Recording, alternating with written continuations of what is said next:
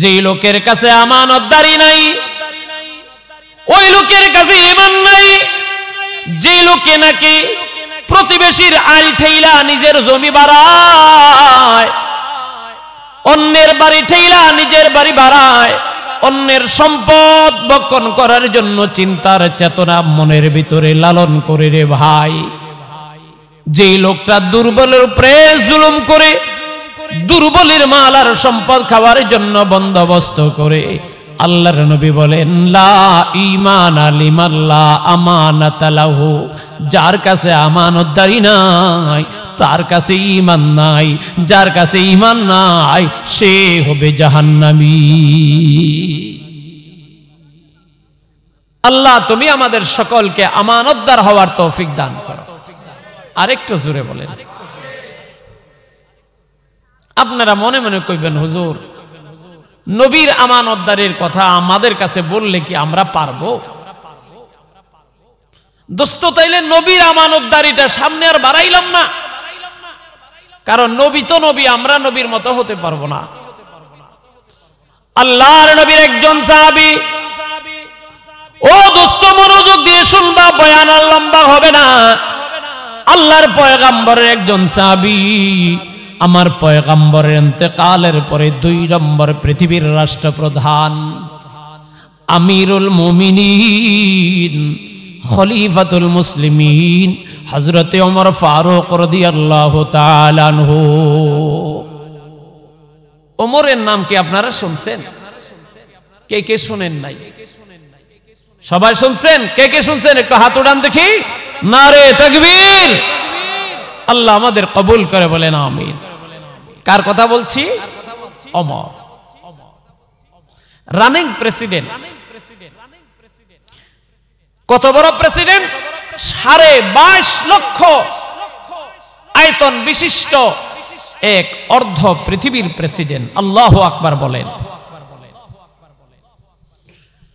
সন্ধ্যার পরে আমিরুল মুমিনিনের অফিসে আল্লাহর পয়গম্বরের সবচেয়ে কনিষ্ঠ জামাতা, আল্লাহর পয়গম্বরের চাচাতো ভাই, শেরে খোদা আসাদুল্লাহিল গালিব, হাসান হুসাইনের আব্বা, ফাতেমাতুজ জাহরার স্বামী, আমাদের মধ্যমণি হযরতে আলী মুর্তজা রাদিয়াল্লাহু তাআলা আনহু, আমিরুল মুমিনিন হযরতে ওমরের অফিসে যান সন্ধ্যার পরে। আমিরুল মুমিনিন রাষ্ট্রীয় কাজ করতেছেন। তখন তো দোস্ত বিদ্যুৎ তো ছিল না। বলেন, বিদ্যুৎ ছিল? বিদ্যুৎ ছিল না। একটা বাতি জ্বালানো ছিল, সেটা যেই কোয়ালিটির বাতি হোক, হয়তো চেরাগ হতে পারে অথবা হেরিকেন হতে পারে। 1450 বছর আগে যেই ধরনের লাইট ছিল, এমন একটা বাতি ওনার অফিসে জ্বলতেছে। হযরতে আলী আমিরুল মুমিনের অফিসে গেছে। ওমর ডাক দিয়ে বলে, ভাই আলী, জানতে বড় ইচ্ছে হয়, কেন আসছ? আলী ডাক দিয়া কয়, এ আমিরুল মুমিনিন খলিফাতুল মুসলিমিন, আপনার সাথে আমার একটু জরুরি কথা আছে, জরুরি পরামর্শ আছে, জরুরি কথা বলার জন্য আসছি। ওমর বলতেছে, জরুরি কথা যে আমার সাথে বলবা, এটা কি তোমার পারিবারিক বা ব্যক্তিগত কোনো কথা, না আমার রাষ্ট্রের কল্যাণে কোনো সাজেশন বা পরামর্শমূলক কথা? কথা 2 রকমের। একটা হলো তোমার নিজস্ব কথা, ব্যক্তিগত কোনো পরামর্শের জন্য আসা, আরেকটা হলো আমার রাষ্ট্রের স্বার্থে, দেশের কল্যাণে কোনো পরামর্শ। আলী ডাক দিয়ে কই, আমিরুল মুমিনিন, না আমি দেশের স্বার্থে রাষ্ট্রের সাহায্যার্থে কোনো কথা বলবো না, আমি আমার পারিবারিক কিছু গুরুত্বপূর্ণ কথা আপনার কাছে বলবো। এরে আমিরুল মুমিনিন, আমি আমার ব্যক্তিগত কিছু পরামর্শের জন্য, ফ্যামিলিগত কিছু পরামর্শের জন্য আসছি। এই জরুরি কথাগুলো আপনার সাথে আমি শেয়ার করব, সমাধান করব। যেই রব্বে করিম আমাদেরকে একনিষ্ঠ মোহাব্বত দিয়ে, একান্ত ভালোবাসা দিয়ে, অনুগ্রহ ও দয়া করে আজকের এই বরকতময় মাহফিলের এই সৌন্দর্যমণ্ডিত এক পরিবেশে কোরআন ও হাদিসের আলোকে কিছু কথা আমাকে বলার, আপনাদেরকে শ্রবণ করার তৌফিক দান করেছেন। মর্মে কালিমাতুশ শুকর আদায় করে পড়ছি জোরে সোরে আলহামদুলিল্লাহ। রাত্র আসলে অনেক বেশি গভীর হয়নি, রাত্র এখন 10:30। দুনিয়াবি হিসেব ধরলে রাত্র খুব বেশি হয়নি, কিন্তু পারিপার্শ্বিকতা এবং সিচুয়েশন অনুযায়ী যেভাবে বৃষ্টির মতো ঘন কুয়াশায় আপনাদের মাথার উপরে টপ টপ করে বৃষ্টির ফোঁটার মতো পানি পড়ছে, এই পরিবেশে কোরআন হাদিসের বয়ান দীর্ঘায়িত করা অথবা কোরআন হাদিস বয়ান শোনার যে মেজাজ, মানসিকতা, এটা নষ্ট হয়ে যায়। কারণ সাহাবায়ে কেরামদের মতো ঈমানি জজবা আমাদের নাই। সাহাবায়ে কেরাম তাদের জীবনকে তো জীবনই মনে করেন নাই। সাহাবায়ে কেরাম নিজের ছেলে মেয়ে, পরিবার পরিজন এদের সকলকে সাহাবায়ে কেরাম নাথিং মনে করেছেন।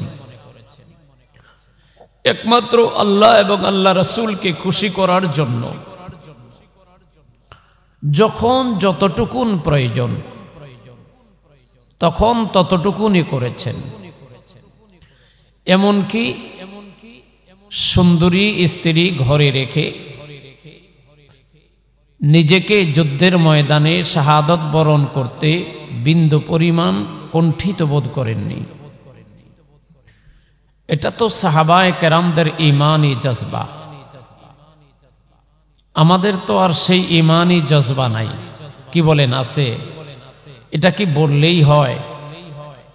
আমি বলতে পারবো আমাদের জজবা আছে। সাহাবায়ে কেরাম যে টিচার পেয়েছিলেন ওই রকমের টিচারও আমরা পাই নাই।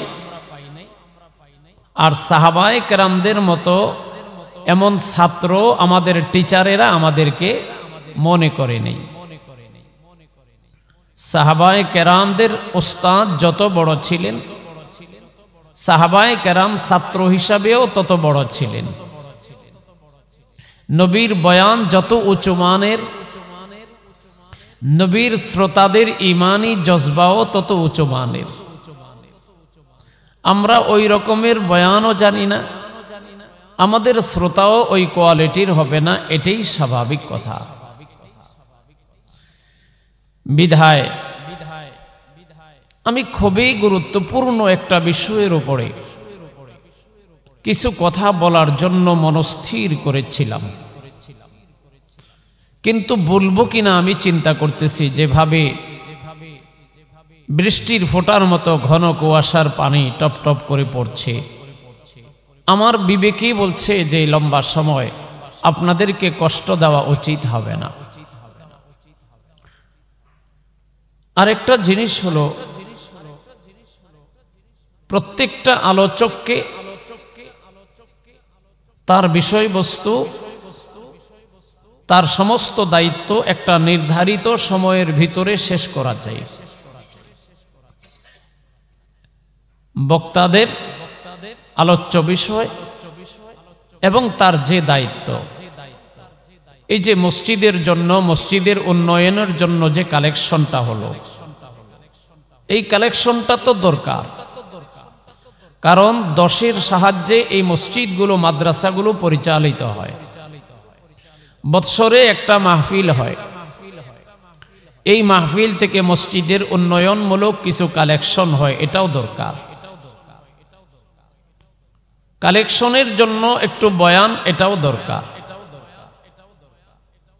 কিন্তু বয়ানটাকে শুরু থেকে একটা লিমিটেড ভিতরে রাখা চাই। এই লিমিটের ভিতরে বয়ান এবং কালেকশন দুইটাই শেষ করা চাই। যেহেতু আমাদের আগের যে বক্তা আলোচনা সুন্দর করেছেন, কিন্তু যেহেতু ওনার কালেকশন, উনি বয়ানটাকে আরেকটু শর্ট করে কালেকশনটাকে দীর্ঘায়িত করতে পারতেন। কোরআন হাদিসের কথা সবাই বলবেন, কিন্তু কাউকে কষ্ট দেওয়া যাবে না, এটা আমাদের মনে রাখতে হবে। এরপরে আমার পরে আছেন আজকের মাহফিলের মধ্যমণি, উনি হয়তো দোয়া করবেন, দোয়ার আগে অল্প সময় হলেও তো কিছু কথা বলবেন। সময়টা কোথায় বলেন?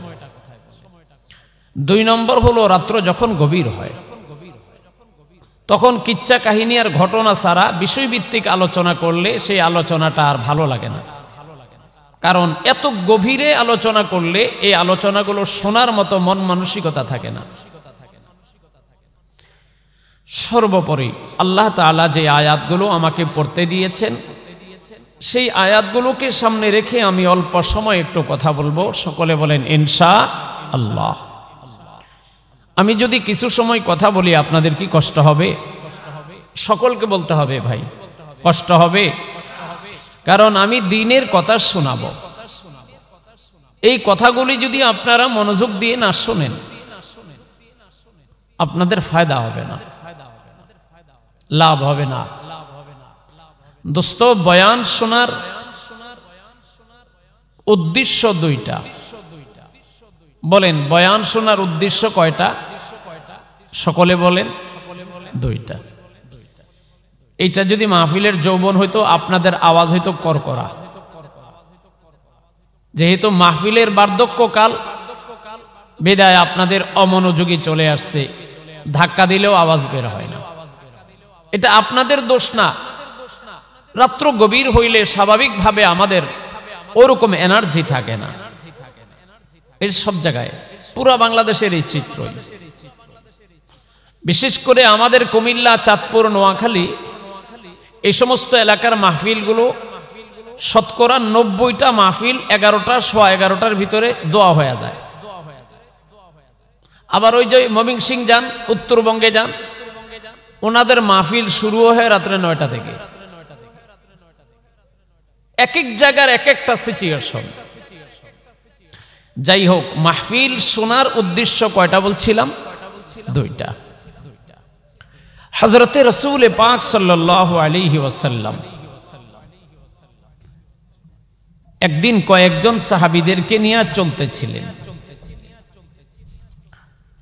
তো নবী আলাইহিস সালামের ওই সাহাবীদের ভিতরে একজন সাহাবী ছিলেন হযরতে আবু হুরায়রা রাদিয়াল্লাহু তাআলা আনহু।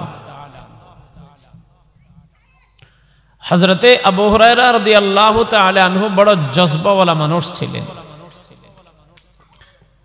ঈমানী চিন্তা এবং চেতনা, ঈমানী জজবা তার আপদ মস্তকে ভরা ছিল। তো একদিন নবী আলাইহিস সালাম সাহাবায়ে কেরামদেরকে নিয়ে যাচ্ছেন। তো নবী আলাইহিস সালাম বললেন, মাইয়াখুযু আন্নী হাউলাইল কালিমাত, মাইয়াখুযু আন্নী হাউলাইল কালিমাত। আমি কয়েকটা গুরুত্বপূর্ণ কথা বলবো, আমার কাছ থেকে গুরুত্বপূর্ণ কথাগুলো কে নিবা? দোস্ত, পয়গাম্বরের প্রতিটা কথাই বড় দামি। আমার নবী, আপনার নবী, বিশ্ব নবীর প্রতিটা কথাই বড় দামি, প্রতিটা কথাই বড় মূল্যবান। তারপরেও সরকারে দো আলম হাবিবে কিবরিয়া নবী দো জাহা, উপস্থিত সাহাবায়ে কেরামদেরকে ডেকে বলেন, মাইয়াখুযু আন্নী হাউলাইল কালিমাত। এ আমার সাহাবায়ে কেরাম, খুব জরুরি কয়েকটা কথা আমি তোমাদেরকে বলতে চাই। আমার জরুরি কথাগুলো তোমরা কে গ্রহণ করবা? তবে আমার কথাগুলো নেওয়ার জন্য, আমার কথাগুলো শোনার জন্য শর্ত হলো দুইটা। বলেন কয়টা? ঘুমায় গেছেন আপনারা? কয়টা? এক নম্বর শর্ত, ফায়ামালু বিহিন।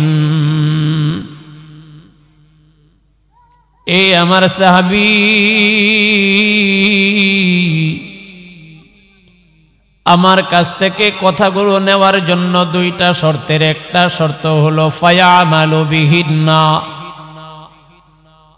আমার কথাগুলো শোনার জন্য, শিকার জন্য, বুঝার জন্য, গ্রহণ করার জন্য এক নাম্বার শর্ত, যা শুনবা তা আমল করবা। এটা তোমাদের এক নম্বর শর্ত। এই জন্য যে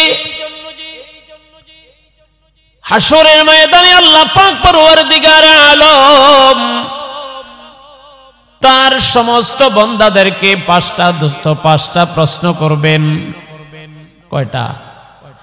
পাঁচটা প্রশ্ন করবেন। দোস্ত, এই পাঁচটা প্রশ্ন শুধু আলেমদেরকে করা হবে না, এই পাঁচটা প্রশ্ন আপনাদের মুরাদপুর এলাকার প্রতিটা মুসলমানকে করবেন। হাজীকেও করবেন, গাজীকেও করবেন, ধনীকেও করবেন, গরিবকেও করবেন, শিক্ষিতও করবেন, অশিক্ষিতকেও করবেন। লা তাজালু কদামা ইবনা আদম হাত্তা ইউসআলা আন খামসিন। আমার পয়গম্বর আকায়ে কারীম ডাক দিয়ে কয়, মুরাদপুর এলাকার মুসলমান ভালো করে বোঝার চেষ্টা করবা। হাসরের ময়দানে রব তার আদালত প্রাঙ্গণে দাঁড় করায়া পাঁচটা প্রশ্ন করবেন। আওয়াজ দিয়া বলেন কয়টা? আরো জোরে। ও দোস্তরে, আল্লাহ পাক ডাক দিয়ে বলবেন, আন উমরিহি ফিমা আফনা وعن شبابه فيما أبلى وعن ماله من أين اكتسبه وفيما أنفق وماذا عمل بما علم। সরকারে দো আলম আমাদেরকে লক্ষ্য করে বলেন, এ মুরাদপুর এলাকার মানুষ, আল্লাহর আদালত প্রাঙ্গণে যখন দাঁড়াইবা পরীক্ষা দেওয়ার জন্য, সমস্ত মানুষদেরকে আল্লাহ পাঁচটা প্রশ্ন করবেন। উত্তর না দিলে সামনে আগাইতে পারবা না। এক নম্বর প্রশ্ন, আন উমরিহি ফিমা আফনা। এ মুরাদপুর এলাকার জওয়ান, 50 বছর, 60 বছর, 70 বছরের একটা হায়াতে জিন্দেগি দিয়েছিলাম। বলো না, তোমার পুরা হায়াতে জিন্দেগিটা তোমার মন মতো কাটাইছো না আমার হুকুম মতো কাটাইছো? ওয়া আন শাবাবিহি ফিমা আবলা। এ জজ মিয়া, এ ব্যারিস্টার মিয়া, এ উকিল মিয়া, এ ইমাম সাহেব, এ বক্তা সাহেব, বলো না তোমার 50-60 বছরের জিন্দেগির মধ্যে যৌবন কালটা তুমি কোথায় কাটাইছো? ও আমার প্রিয় ভাই, রব্বুল আলামিন প্রথম যে প্রশ্নটা করেছেন, সারা জীবনের কোথায় কাটাইলা? সারা জীবনের এই প্রশ্নের মধ্যে যৌবনকালের প্রশ্ন আছে না নাই? কিন্তু তারপরেও স্বতন্ত্র ভাবে পরওয়ারদিগার আলম যৌবন নিয়ে প্রশ্ন করবেন। কারণ মানুষের 60 বছর জীবনে, 70 বছর হায়াতে, 80 বছর হায়াতে একটা পিক আওয়ার আর একটা অফ পিক আওয়ার। এই পিক আওয়ার হায়াতে জিন্দেগির নাম হলো যৌবনকাল। জোরে বলেন সুবহানাল্লাহ। মানুষের পুরা জীবনের মধ্যে ফুলায় খাইয়া খুশি কয় মা, যত বয়স হয় তোমার রান্না তত মজা। একই তরকারি বাবায় কয় এই বুড়ি যত বয়স হয় তত হাতের রান্না তত খারাপ হয়। তরকারি কিন্তু একটাই। পোলায় খাইয়াও খুশি, মেয়ে খাইয়াও খুশি, কিন্তু বুড়া মিয়া খাইয়া নাকশ। তরকারি একটা। বেশকম কোথায়? বেশকম হলো জিব্বা। বলেন বেশকম কোনটা? জিব্বা। বুড়া মিয়ার জিব্বায় আর আগের মতো এখন কি নাই? স্বাদ নাই। জওয়ানে রফতে দর মস্তি বপীরে আমোদা সুস্তি।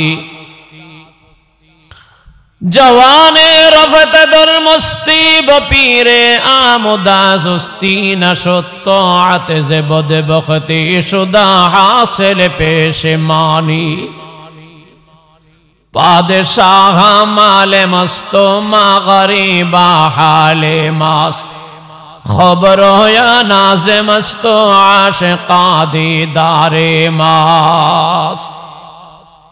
মানুষের জীবনের সবচেয়ে বড় পাগলামির বয়স হলো যৌবনকাল। এজন্য আল্লাহ তাআলা হাসরের ময়দানে আরশে আজিমের নিচে যুবকদেরকে জায়গা দিয়ে দিবেন। সুবহানাল্লাহ পড়েন। ওয়াশাবুন নাশা ফি ইবাদাতিল্লাহ।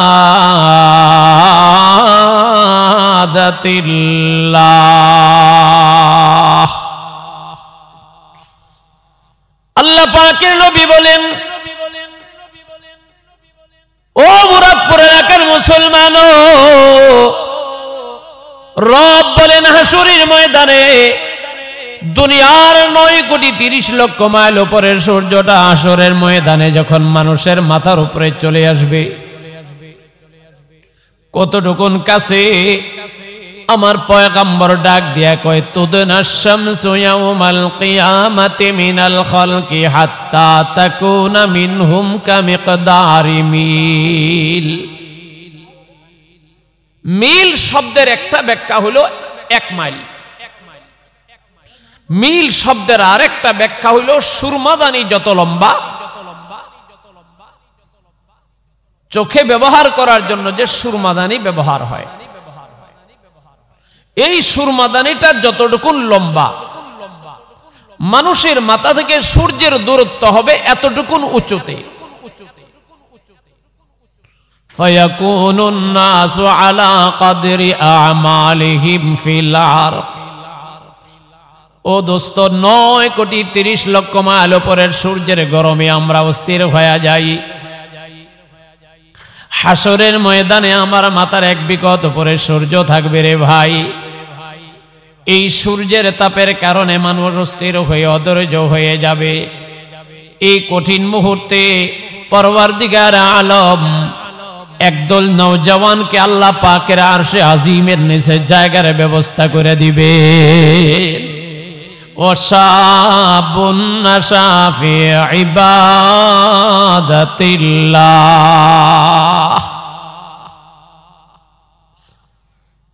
আল্লাহর নবী ডাক দিয়ে কই, হাসরের ময়দানে 5টা সওয়াল করা হবে।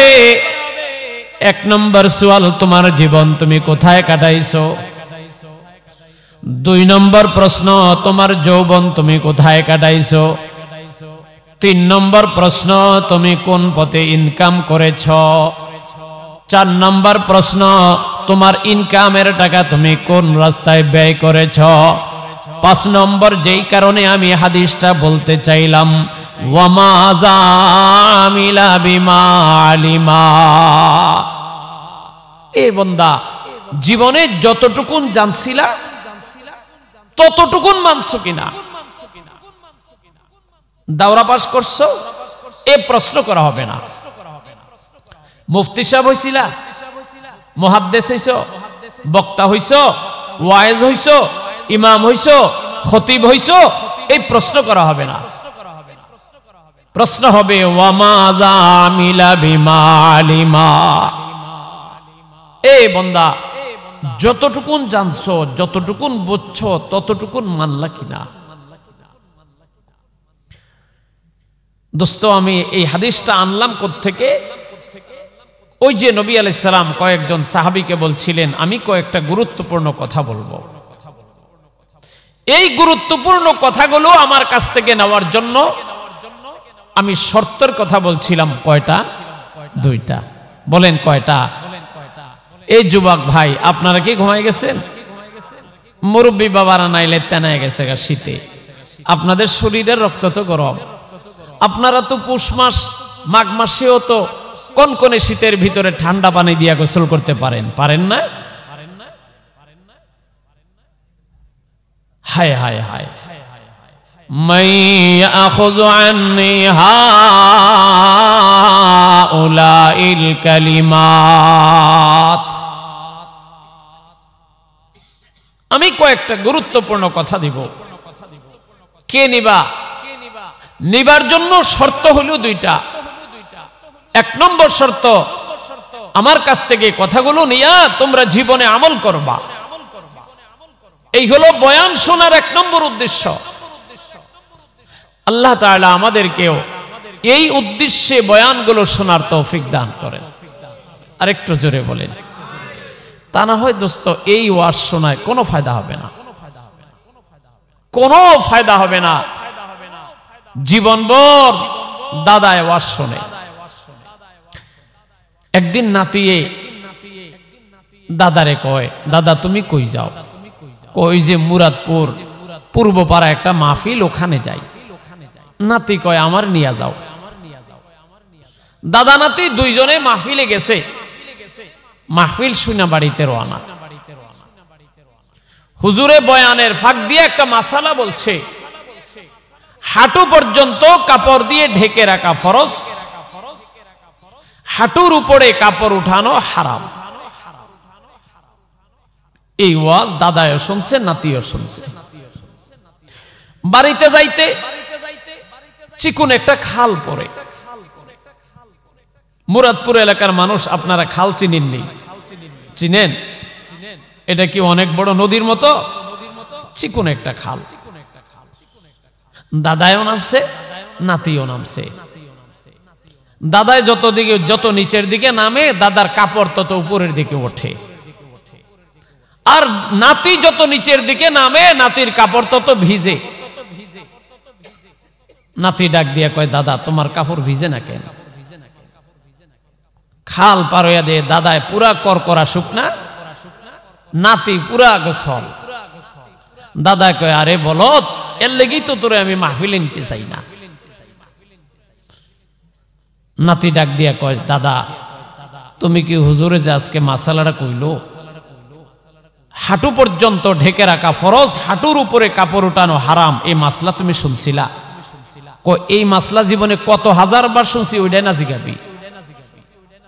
জীবনে অনেকবার আলো এই ওয়াজ শুনছি, কিন্তু কোনদিন আমি খালের ওই পার থেকে এই পারে আনি নাই।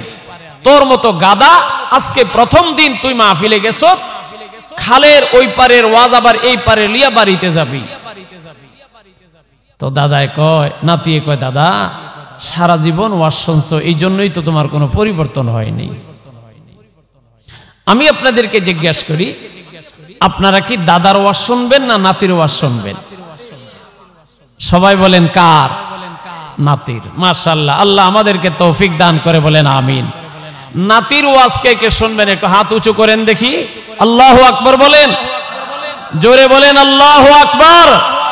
সবাই একটু চিৎকার করে বলেন আল্লাহু আকবার। এবার একটু কষ্ট করে সবাই দাঁড়ান, সবাই দাঁড়ান, একটু কষ্ট করে দাঁড়ান, আল্লাহু আকবার বলে দাঁড়ান। যারা যারা নাতির ওয়াজ শুনবেন দাঁড়ান। নারে তাকবীর। এই আওয়াজ দিয়ে নাতির আলোচনা শুনবেন কেমনে?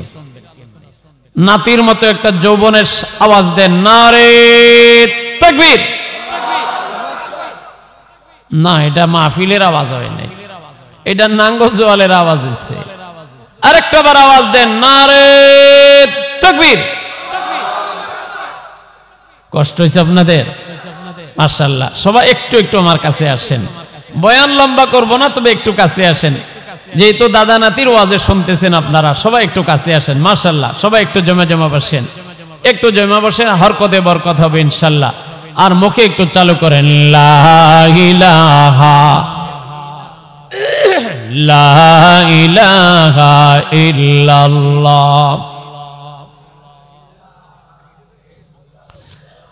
লা ইলাহা ইল্লাল্লাহ, লা ইলাহা ইল্লাল্লাহ, লা ইলাহা ইল্লাল্লাহ মুহাম্মাদুর রাসূলুল্লাহ, লা ইলাহা, জোরে, লা ইলাহা ইল্লাল্লাহ,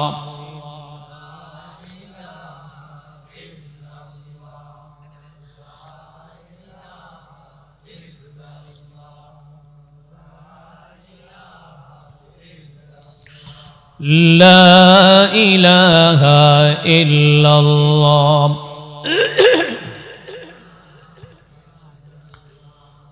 লা ইলাহা ইল্লাল্লাহ মুহাম্মাদুর রাসূলুল্লাহ সাল্লাল্লাহু আলাইহি ওয়াসাল্লাম। নবী বলছেন, আলোচনা শোনার জন্য নাতির মতো মেজাজ নিয়ে বসতে হবে, অর্থাৎ আমল করার উদ্দেশ্যে বয়ান শুনতে হবে। আল্লাহ তাআলা আমাদেরকে আমল করার তৌফিক দান করেন। মান ইয়াখুযু আন্নী হাউলাইল কালিমাত,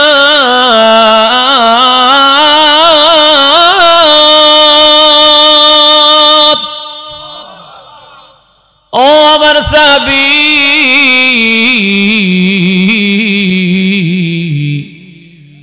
বলো না আমার কাছ থেকে কে বয়ান শুনবা? তবে বয়ান শোনার জন্য ফায়ামালু বিহিন্না, এক নম্বর শর্ত জীবনে আমল করা লাগবে। দুই নম্বর শর্ত ওয়ায়ুআল্লিমু মান ইয়ামালু বিহিন্না, দুই নম্বর শর্ত হলো আমার কাছ থেকে তোমরা যারা বয়ানটা শুনছো, এই বয়ানটা আমার যারা শুনে নাই তারা যেন আমল করতে পারে, তাদেরকে গিয়া তোমরা শিখাই দিবা। এই বয়ান শোনার উদ্দেশ্য কয়টা হইল ভাই বলেন? কয়টা হইল? দুইটা। একটা হলো আমরা যারা শুনছি আমরা আমল করব, দুই নম্বর যারা শুনে নাই তাদেরকে আমরা শিখাইয়া দেব। এই জন্য মেরে মোহতারাম বায়ু, বিদায় হজের ভাষণের সময় আমার পয়গম্বর বিদায়ী ভাষণ দিয়া লাস্টে আমার পয়গম্বর ডাক দিয়ে কয়, আলা হাল বাল্লাগতু রিসালাতি, হাল বাল্লাগতুকা রিসালাতি। এ আমার সাহাবায়ে কেরাম, বলো না আমি আমার নবুয়তের দায়িত্ব পালন করেছি কিনা? সাহাবী ডাক দিয়ে বলি, হে নবী, তুমি পুঙ্খানুরূপে তোমার নবুয়তের দায়িত্ব পুরা করেছো রে পয়গম্বর।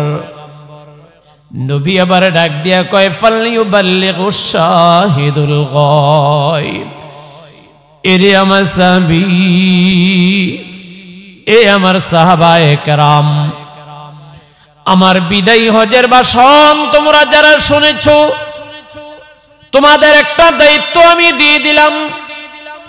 মাশরিক থেকে মাগরিব, শিমাল থেকে জনুব, পৃথিবীর এই প্রান্ত থেকে ওই প্রান্ত পর্যন্ত প্রতিটা মানুষের ঘরে ঘরে আমার জীবনের দাওয়াত ও তাবলীগের মেহনতের কথাগুলো পৌঁছায়া দিবা, আমার বয়ানগুলো তোমরা পৌঁছায়া দিবা।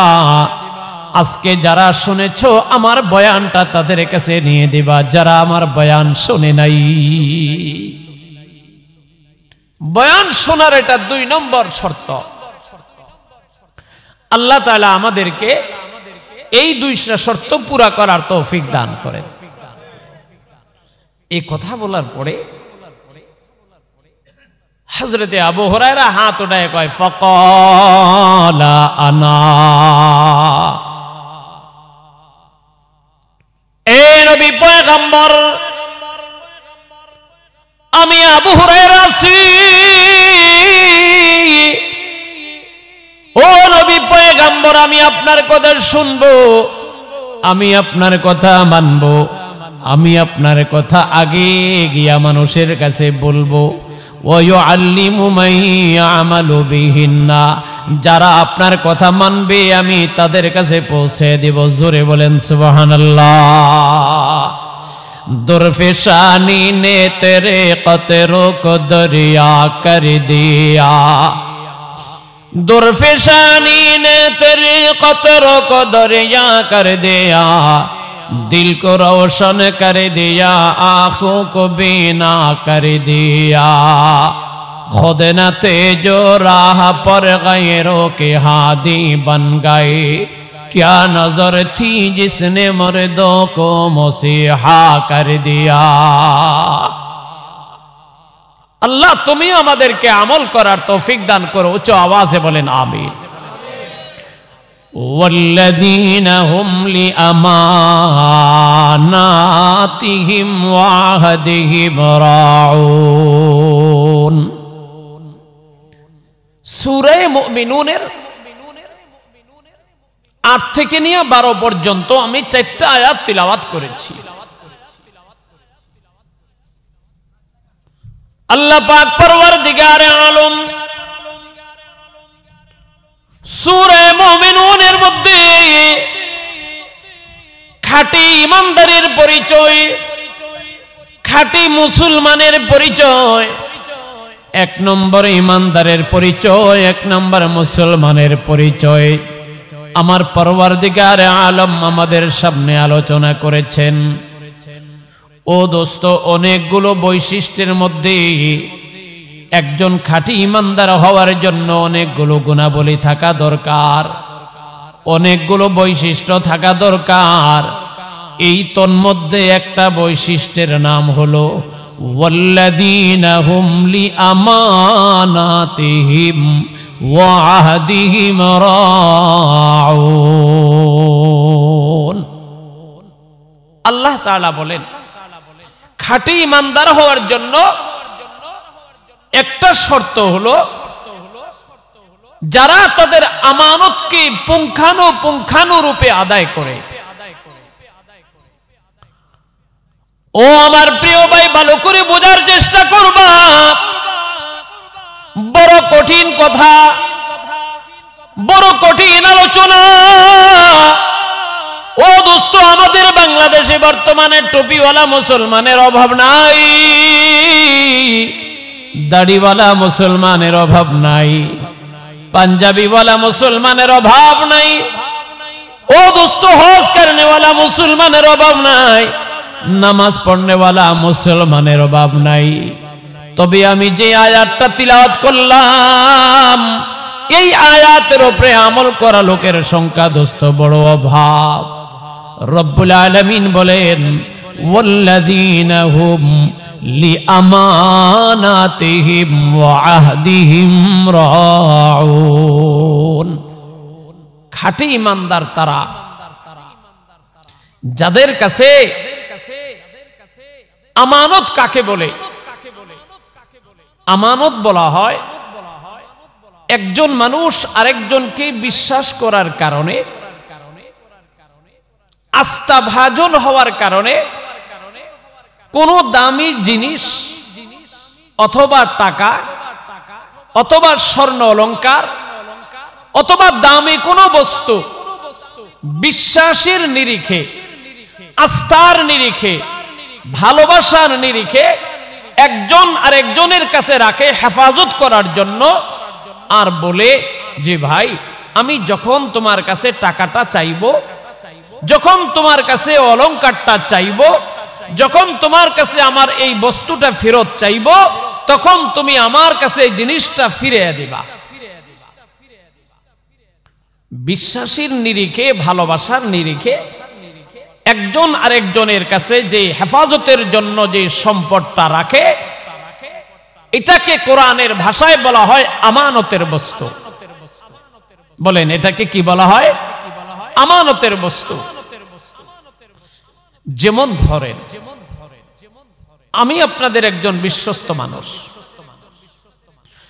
অথবা মসজিদের ইমাম সাহেব আপনাদের একজন বিশ্বস্ত মানুষ, অথবা আপনাদের এলাকার মেম্বার বা চেয়ারম্যান, অথবা চৌধুরী বা ভূঁইয়া সাহেব আপনাদের একজন আস্থাভাজন মানুষ।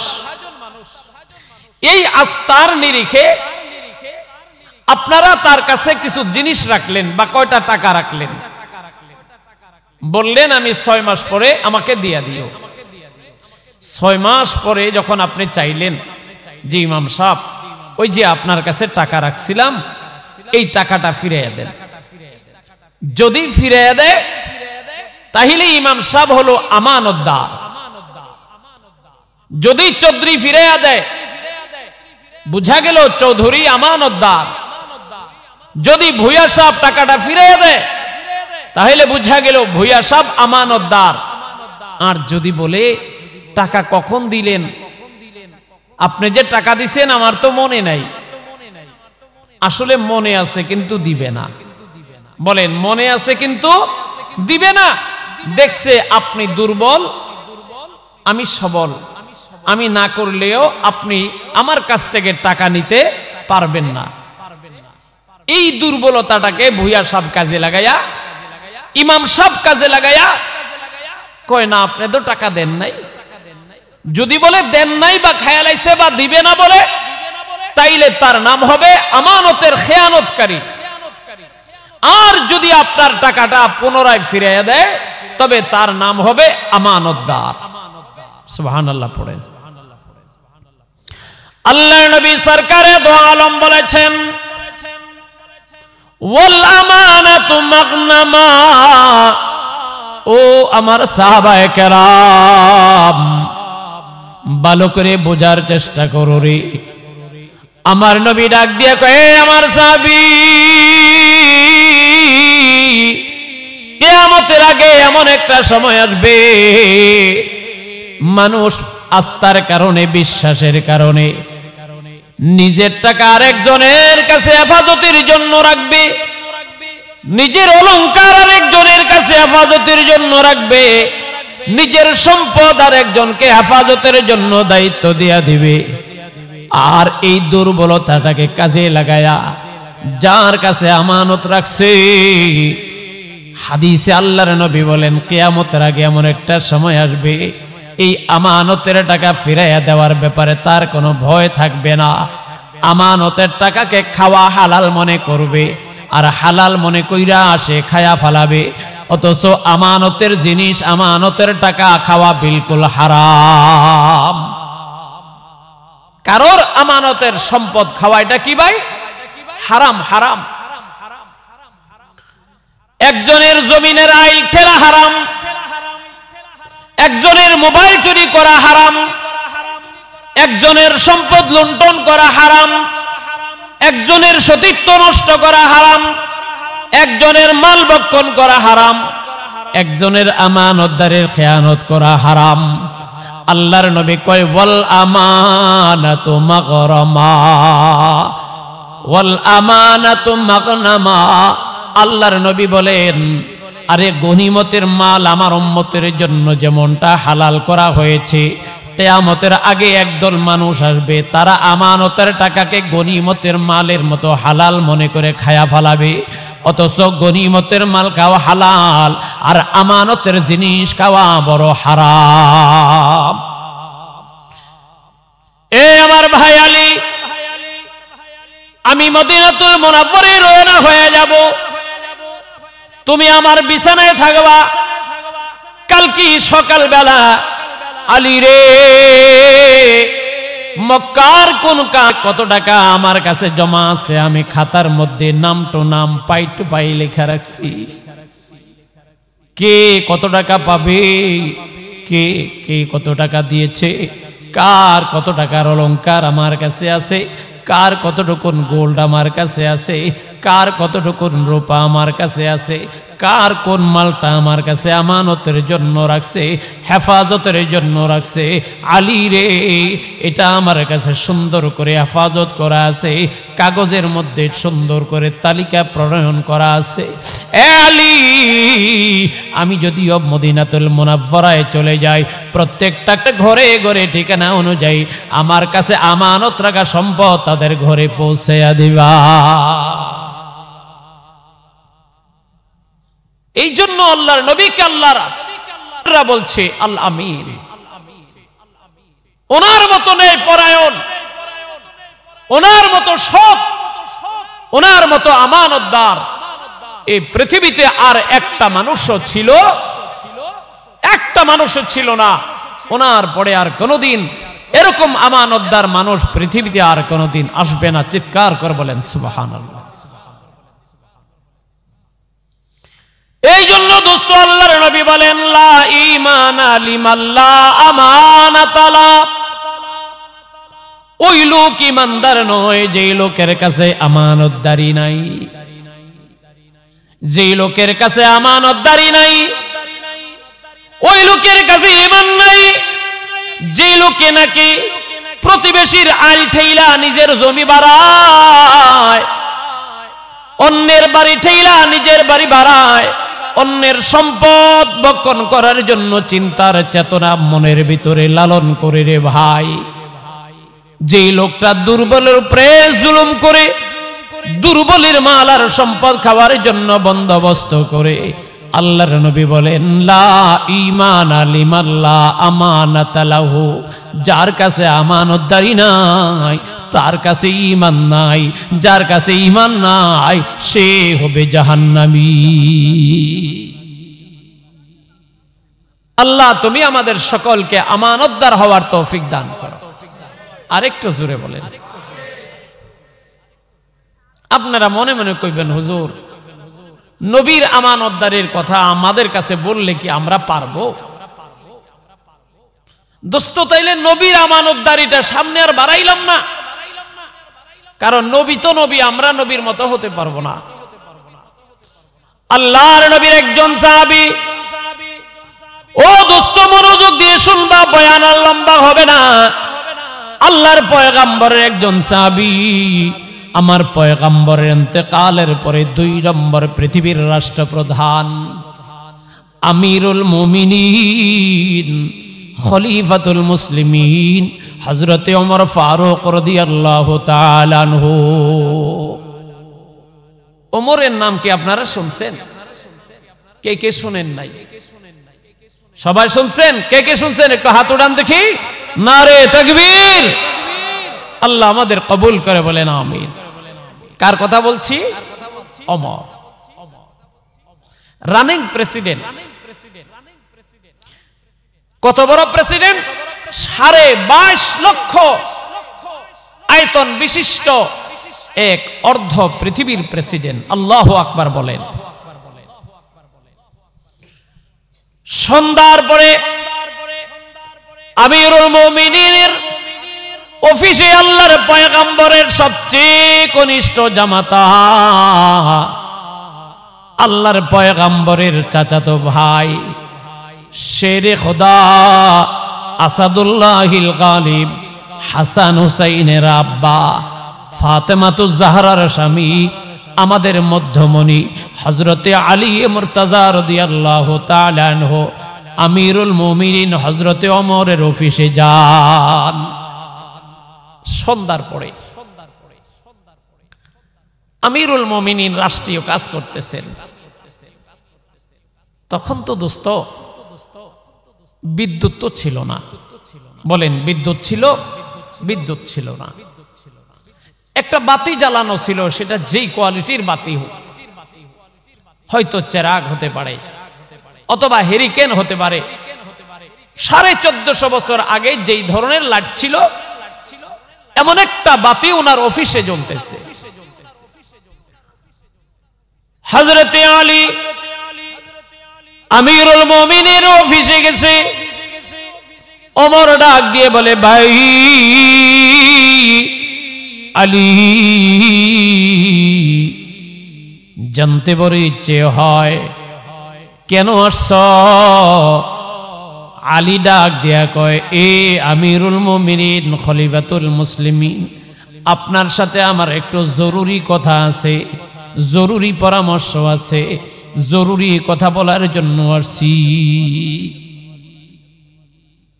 ওমর বলতেছে, জরুরি কথা যে আমার সাথে বলবা, এটা কি তোমার পারিবারিক বা ব্যক্তিগত কোনো কথা, না আমার রাষ্ট্রের কল্যাণে কোনো সাজেশন বা পরামর্শমূলক কথা? কথা দুই রকমের, একটা হলো তোমার নিজস্ব কথা, ব্যক্তিগত কোনো পরামর্শের জন্য আসা, আরেকটা হলো আমার রাষ্ট্রের স্বার্থে দেশের কল্যাণে কোনো পরামর্শ। আলী ডাক দিয়ে কই, আমিরুল মুমিনিন, না আমি দেশের স্বার্থে রাষ্ট্রের সাহায্যার্থে কোনো কথা বলবো না, আমি আমার পারিবারিক কিছু গুরুত্বপূর্ণ কথা আপনার কাছে বলবো। এরে আমিরুল মুমিনিন, আমি আমার ব্যক্তিগত কিছু পরামর্শের জন্য, ফ্যামিলিগত কিছু পরামর্শের জন্য আসছি। এই জরুরি কথাগুলো আপনার সাথে আমি শেয়ার করব, সমাধান করব। দোস্ত, এই কথা শোনার পরে আমিরুল মুমিনিন খলিফাতুল মুসলিমিন লাইট বন্ধ করে দিলা, অন্ধকারাচ্ছন্ন বানায়া দিলা। এরে আলী, এ ভাই ওমর, কেন রে তুমি লাইটটা বন্ধ করে দিলা, অন্ধকার বানায়া দিলা? বুঝতে চাই, জানতে চাই, আমাকে অবমূল্যায়নটা কেন করলা? বাইরে ভালো করে বুঝবা। হযরতে ওমর ডাক দিয়ে কয়, আলী,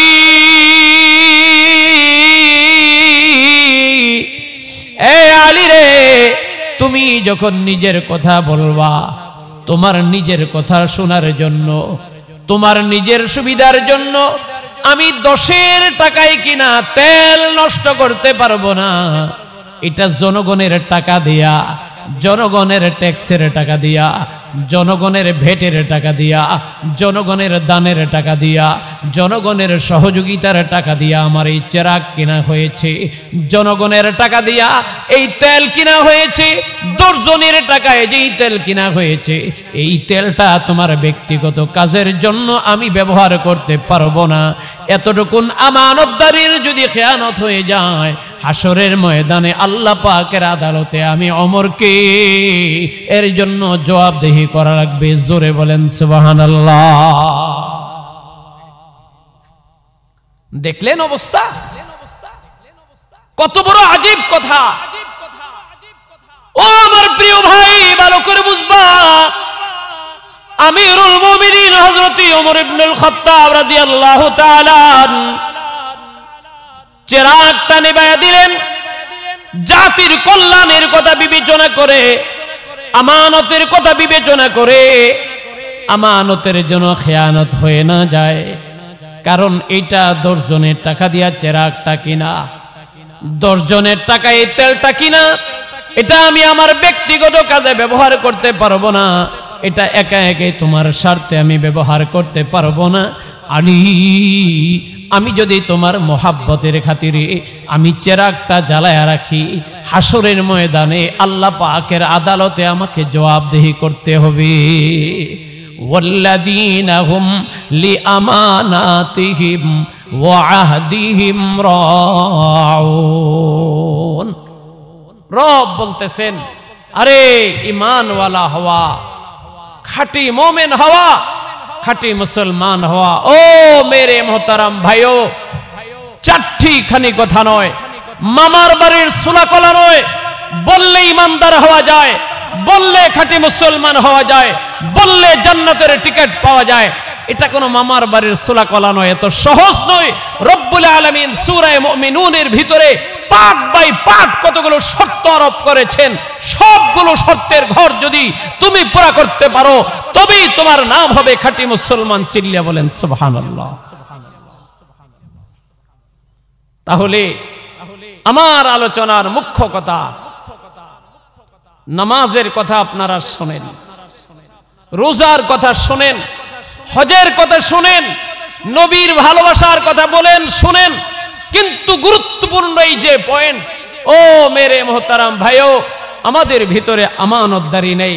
আমরা আমার ভাইকে ঠকাবার তালে আছি, আমি আমার বোনকে ঠকাবার তালে আছি, আমি আমার প্রতিবেশীকে ঠকাবার তালে আছি। ও মেরে মোহতারাম, আল্লাহর পয়গম্বর বলছেন ওয়াল্লাহি লা ইউমিন, ওয়াল্লাহি লা ইউমিন, ওয়াল্লাহি লা ইউমিন। তিনবার আমার নবী কসম করেছেন। আল্লাহু আকবার বলেন।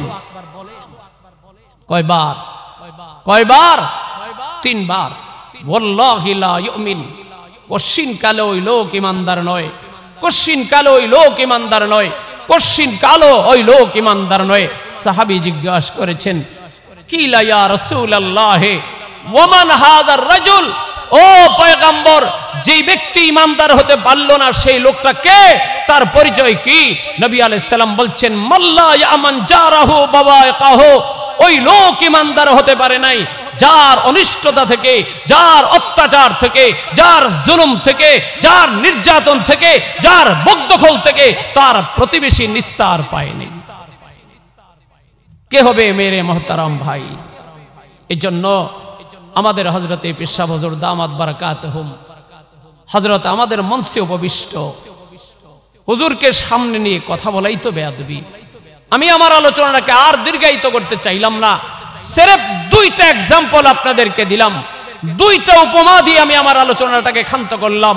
এক, সরকারে দো আলমের হিজরতের প্রাক্কালে হযরতে আলী মুর্তজা রাদিয়াল্লাহু তাআলা আনহুকে তার স্থলাভিষিক্ত করার এক নাম্বার কারণ ছিল, আমার কাছে এই জাতির যে আমানতের টাকা সুপর্দ করা আছে, আমানত তুমি পাই টু পাই প্রত্যেকের ঘরে পৌঁছিয়ে দিবা। দুই নম্বর, হযরতে আমিরুল মুমিনিন খলিফাতুল মুসলিমিন ওমর ফারুক রাদিয়াল্লাহু তাআলা আনহুর এক্সাম্পল দিলাম। যে যত বড় হয় তার নজর তত উঁচু হয়, যে যত বড় হয় তার কথা তত বড় হয়, যে যত বড় আল্লাহওয়ালা হয় তার নজরিয়া তত উঁচু হয়। আল্লাহ তাআলা আমাদের সকলকে আমানতদার হয়ে দুনিয়া থেকে যাওয়ার তৌফিক দান করে। সকলে বলেন আমিন। ওয়া আখিরু দাওয়ানা আনিল হামদুলিল্লাহি রাব্বিল আলামিন। ওয়াসসালামু আলাইকুম ওয়া রাহমাতুল্লাহি।